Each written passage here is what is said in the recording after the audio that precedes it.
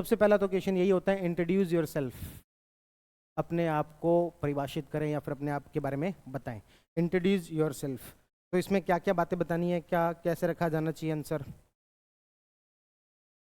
Introduce your self के अंदर? देखो, पहली बात, जैसा आरपीएससी की प्रथा है, नाम आपको अपना नहीं बताना है। इवन क्षेत्र भी, डिस्ट्रिक्ट भी नहीं बतानी है। क्लियरली वो बोल देते हैं कि आप अपना नाम और क्षेत्र या जिला बताए बिना अपने आप को इंट्रोड्यूस करें। तो दो चीज़ें तो अपनी सीधे कट हो जाती है, नाम और अपना क्षेत्र। ये दो चीज़ें तो बतानी ही नहीं है। अब शुरुआत कहाँ से की जाए? तो अपनी जो एजुकेशनल अपना बैकग्राउंड है वहाँ से शुरुआत की जाती है, ठीक है ना। यदि उसमें अपन देखें तो क्या क्या ऑप्शन है अपने पास में, 10th 12th UG PG, 4 option है। अब यदि हम पूरी चीज़ को देखें कि मैंने 10th क्लास इस स्कूल से की है। अच्छा, कुछ लोग तो ऐसे इतने बचकाने भी होते हैं, 8वीं भी बता सकते हैं। तो 8वीं को तो नहीं लेना है भाई, है ना, क्योंकि अब भी मेरे को पता नहीं, पर उस समय में 8वीं बोर्ड की हुआ करती थी, तो 8वीं का बड़ा महत्व था। अभी पता नहीं है, अभी भी होती है कि बोर्ड की होती है? राजस्थान वाले में होती है, सीबीएसई में नहीं होती, ऐसा? हाँ, तो पहले 8वीं का भी बड़ा महत्व हुआ करता था। 8वीं में इतने मार्क्स आए, 8वीं मैंने तहसील टॉप की।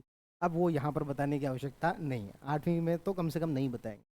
अब 10th क्लास के अंदर दो चीज़ें बताई जा सकती है, एक स्कूल का नाम और दूसरा इसमें आए हुए मार्क्स, या फिर सब्जेक्ट तो इसमें कुछ होगा नहीं ऐसा, है ना, या फिर ये स्कूल जो वो कहाँ पढ़ता है ये बताया जा सकता है।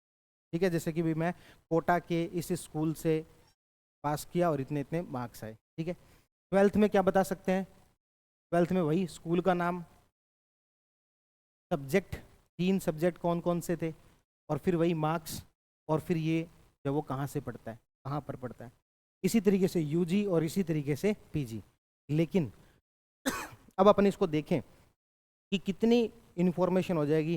जैसे पूरी लाइन यदि अपने आप मन में अपने बारे में बोल के देखें, मैंने 10वीं क्लास इस स्कूल से यहाँ से की है, इसमें इतने परसेंट आए।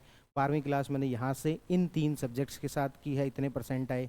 यूजी मैंने यहाँ से किया है, इन सब्जेक्ट्स के साथ किए, इस कॉलेज से, और इतने परसेंट आए। और जो है पीजी मैंने यहाँ से किया है, इस कॉलेज से, इतने परसेंट आए। तो बहुत ही बोरिंग सा आपका इंट्रोडक्शन होगा। तो कहने का मतलब ये पूरी पूरी इन्फॉर्मेशन देना कोई ज़रूरी नहीं है, ठीक है। 10वीं क्लास के बारे में बताना है तो कोई एक इन्फॉर्मेशन इन तीनों में से उठा लीजिए। या तो स्कूल का नाम बता दो, स्कूल के नाम के साथ ही बता दो कि कहाँ से है। मार्क्स वगैरह 10वीं में बताने की बहुत ज़्यादा कोई आवश्यकता नहीं है। हाँ, यदि आपके बहुत ही कोई एक्स्ट्रा ऑर्डिनरी मार्क्स आए हुए हैं तब जरूर इसका जिक्र कर दो, है ना, वो भी केवल किसी 2 जगह। ऐसा नहीं कि 10वीं में मार्क्स बता रहे हैं, 12th में बता रहे हैं, यूजे के भी बता रहे हैं और पीजी के भी बता रहे हैं। मेरी बात समझ रहे हो कि अपन अपने इंट्रोडक्शन को इतना लंबा ना रख दें कि वो पूरी बात सुने ही ना और बीच में ही कट कर दें, चलो भाई अगला प्रश्न बताओ, ऐसा ना हो, ठीक है ना। तो इसमें 10वीं क्लास के अंदर स्कूल का नाम बता दिया, कहाँ से है, सफिशिएंट। इवन मैं तो कहूँगा 10वीं के अंदर केवल क्षेत्र बता दिया कि कोटा से मैंने 10वीं पास की, तब भी बहुत है। उसके बाद में आता है 12th में भी वही सेम बात। तो 10th और 12th, अच्छा 12th में यह आता है कि क्या तीनों सब्जेक्ट बताने हैं क्या? तो मुझे लगता है कि तीनों सब्जेक्ट यहाँ बताओगे, 3 सब्जेक्ट यूजी में बताओगे, आपका जो इंट्रोडक्शन है बहुत ज़्यादा लेंदी, बहुत ज़्यादा बोरिंग हो जाएगा। इसलिए सब्जेक्ट कहीं बताना हो तो मेरा ये मानना है पीजी में ही सब्जेक्ट बता दो बस। यदि पोस्ट ग्रेजुएशन किया हुआ है तो उसी के अंदर सब्जेक्ट बता दो, बाकी सबके अंदर सब्जेक्ट, सबके अंदर कॉलेज का नाम, सबके अंदर मार्क्स वगैरह बताने की आवश्यकता नहीं है। कहने का मतलब इन 3 4 इन्फॉर्मेशन में से कोई 1 2 इन्फॉर्मेशन ही रखो, ज़्यादा इन्फॉर्मेशन मत रखो, आपका इंट्रोडक्शन बहुत ज़्यादा लंबा हो जाएगा, ठीक है। अभी तो इंट्रोडक्शन में कुछ चीज़ें और जुड़नी है। मान लो यदि कोई सर्विस में है तो वो भी तो जुड़ेगा, या कोई सर्विस में रहा है अभी तो वो भी तो जुड़ेगा, या फिर लास्ट में मेरा तो ये मानना है कि आपको हॉबी भी बतानी चाहिए, तो हॉबी भी तो जुड़ेगी। इसलिए अपना इंट्रोडक्शन जो है, बहुत सारी इन्फॉर्मेशन हो गई, इतना लंबा चौड़ा इंट्रोडक्शन की बजाय थोड़ा सा इंट्रोडक्शन को क्या रखें, छोटा रखें। 10वीं क्लास के अंदर ही बता दिया कि मैंने 10वीं क्लास जो वो श्री गंगानगर ज़िले से की। उसके बाद 12th मैंने जो है वो कोटा से की, और उसके बाद में बीएससी किया मैंने, और उसके बाद में एमए हिस्ट्री सब्जेक्ट से किया, और उसके बाद मैं आरएस की तैयारी कर रहा हूँ, और मेरी हॉबी ये है। 5 से 6 इन्फॉर्मेशन, मैक्सिमम 8 9 इन्फॉर्मेशन बस बहुत है। क्योंकि जितना लंबा आपका इंट्रोडक्शन होगा उतना ही वो इंट्रोडक्शन थोड़ा सा क्या होता जाएगा, बोरिंग होता जाएगा। स्कूल कॉलेज के नाम बताने की बहुत ज़्यादा कोई आवश्यकता नहीं है। ठीक है। तो इस तरीके से अपने इंट्रोडक्शन को थोड़ा छोटा रखें, बहुत ज़्यादा बड़ा ना रखें। फिर एक आता है इंटरव्यू के अंदर, वो ये होता है कि आप अपने इंटरव्यू को ड्राइव करना चाहते हैं। ड्राइव करने का मतलब कि आप जो ये चाहते हैं कि अगला प्रश्न ऐसा पूछा जाए, उन सब चीज़ों पर ज़्यादा तवज्जो दी जाए, या फिर उन सब चीज़ों के साथ में अपना आंसर खत्म किया जाए।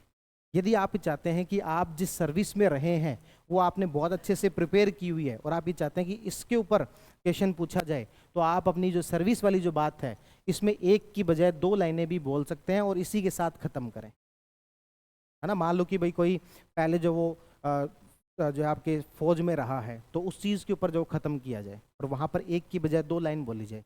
2 लाइन कैसे? अपना रोल को अच्छे तरीके से डिफाइन करते हुए कि मैं इस फौज में इस पोस्ट पर था, तो बहुत अधिक संभावना है कि वो अगला क्वेश्चन वहीं से निकल के आएगा। यदि कोई लगता है कि नहीं अपने कोई सर्विस में कोई खास थे नहीं, पीजी के अंदर भी हो सकता है कि ज़्यादा कोई इतने कॉन्फिडेंट नहीं है, तो आप अपने जो है इंट्रोडक्शन के अंदर एक लास्ट लाइन के अंदर हॉबी जोड़ सकते हैं कि मेरी ये हॉबी, मतलब खाली समय में मैं ये करना पसंद करता हूँ।